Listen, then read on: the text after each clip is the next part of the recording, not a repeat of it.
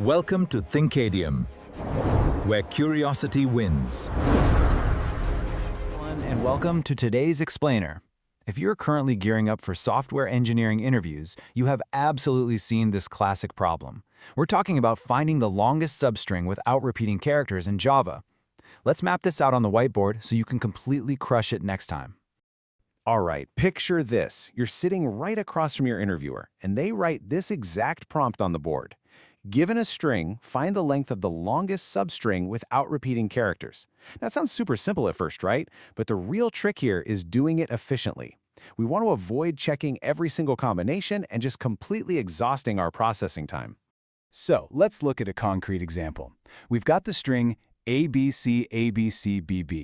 Our target output here is 3. Why is that?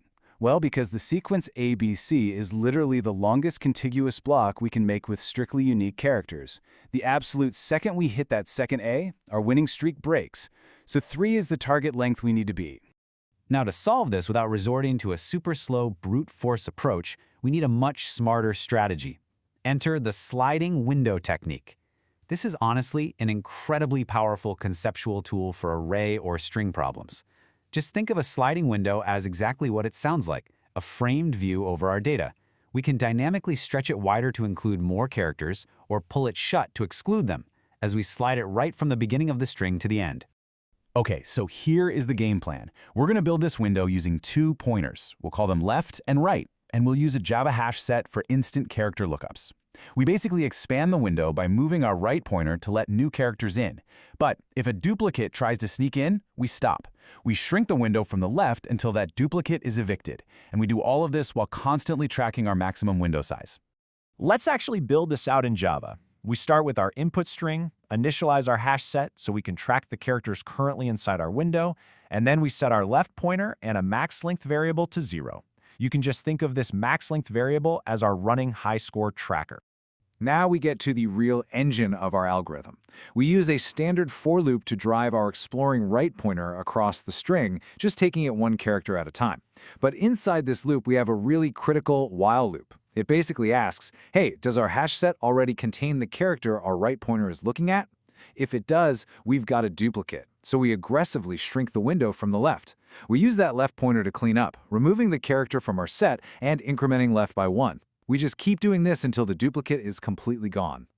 Once we're absolutely guaranteed that there are 0 duplicates in our window, we can safely add the current right character into our hash set. Right after we add it, we calculate our current window size. We do that with right minus left plus 1. And here's where the magic happens. We use math.max to compare this current size against our max length high score.